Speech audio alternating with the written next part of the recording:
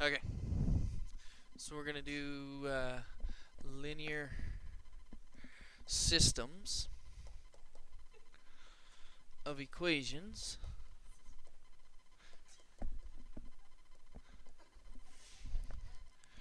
substitution method.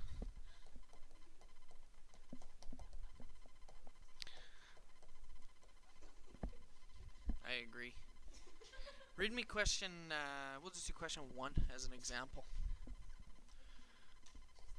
Yeah, the very first question. 2y equals 11 plus 4y equals 1. That's not a great one as a first example, but yeah, let's pick a different example. Let's see. Let's go with question number 7. We'll go with question number 7. What does that say?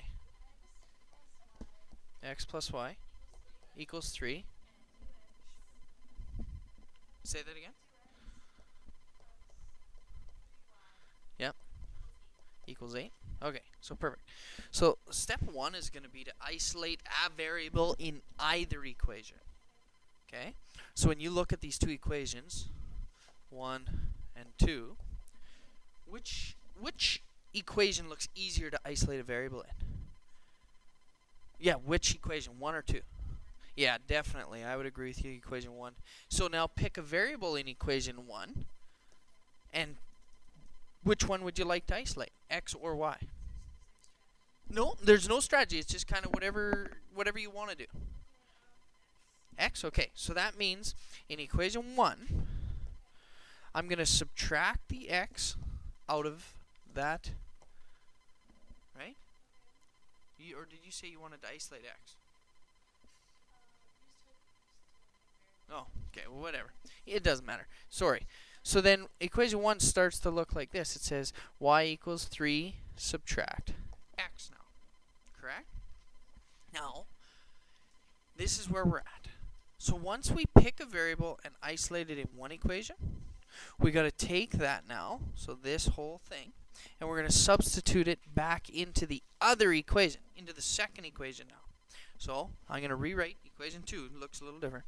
So 2x plus 3 times 3 subtract x, because that's what y equals, right? 3 minus x equals 8. And now you can go and solve for x. So 3 times 3, 3 times negative x. So I get 2x plus 9 minus 3x equals 8. Well, we will, now that the brackets are gone, because we had to do the multiplication first. Now we can go 2x minus 3x, right? And keep solving. So we got 2x subtract 3x is negative 1x. What do you want to do with that positive 9? Yeah, you have to move it over. So we'll subtract the 9 out of here. That'll cancel, and you're going to be left with equals 8 subtract 9 is negative 1. So what does x equal then? Positive 1. So up here, x equals positive 1.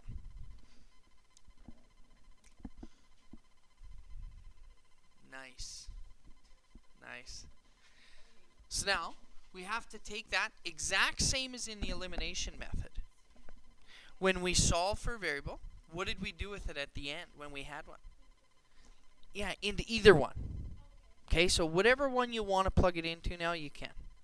Okay, so x, let's go into the first one because it's easiest, right? So if we plug that in, we get 1 plus y equals 3, just like so. Minus the 1 over. Cancels. I get y equals 3 minus 1 is 2. And I can state my solution set of a 1 and a 2. Done. Okay, so now that's the easiest. Okay. Oops. There we go. So now, well, that is, you'll see, because they get a little bit harder. I mean, you're going to get the steps and stuff tomorrow too, so we won't do the steps today on here, but read me question 1 now, because we'll go back to that hard one now. Yeah. Equals 11.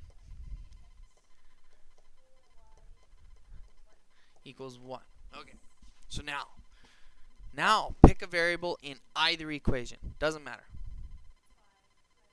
The x in the first equation is what you want to isolate. Yeah. Just a variable. Yeah. So you have 5x plus 2y equals 11. So you're going to minus the 2y, because you just told me you wanted to isolate the x. We solved for y in the other one, right? It doesn't matter, okay? So now, when we do that, this cancels. We're left with 5x equals 11, subtract 2y. The x is not isolated, though. What do we have to do with that 5? Divide it out. Now, I never, ever change it away from this. I leave it at x equals 11, subtract 2y, divide by 5. Okay, I'll show you. No, we've just isolated now. That's only step 1. Isolate a variable in one of the equations. Step 2 is going to be to plug into the other equation. Plug that variable. So now we're going to take that whole thing and watch. It's going to go into there. You'll see. It works out pretty good, actually. You'll see what I mean. So now we plug it into the second equation. So 3 times 11 minus 2y all over 5 plus 4y equals 1. Now remember, Amy, what don't we like in this question right away? The fraction. Yeah, the fraction. So we know how to get rid of that, especially when there's an equal sign. Right? If there's an equal sign, we can get rid of all fractions by multiplying the entire question by the lowest common denominator. So what's our lowest common denominator in this question? 5. Yeah, that's what I mean. Everything else is a 1, right? So 5's the lowest one. So if I multiply by 5, okay, and we're going to do this for any that don't break down nicely. Like in the last question, there was no fraction, right? So when I multiply this in, this becomes a 15 divided by 5. Or when I multiply it in, I can think 5 divided by 5 is what? Times 3. So it just cancels that out, right? So I'm stuck with 3 times 11 minus 2y for the first part. And that's why we're doing this, to cancel that fraction, right? But I have to go into everything. So now it multiplies into there. What's 5 times 4? 20y. 5. Good. So you see how it looks... Oh, sorry. Thank you.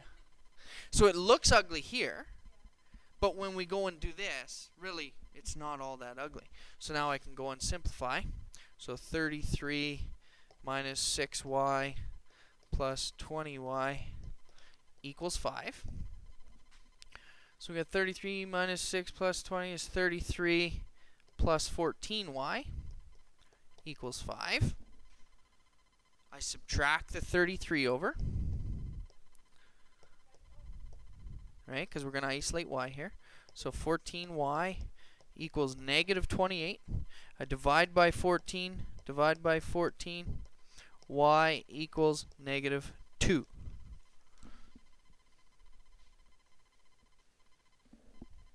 And so, step 1, isolate a variable in one of the equations. Step 2, plug it in to the other equation. Step 3, solve for the remaining variable. Step 4, plug it back into either one, yeah, one of the originals. So pick one, doesn't matter. Second one, so 3x plus 4 times negative 2 equals 1. So 3x minus 8 equals 1. Add the 8 over. Cancels. I get 3x equals 9 divide by 3, x equals 3. Right?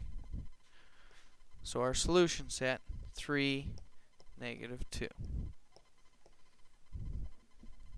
Pretty straightforward. So we'll do the steps.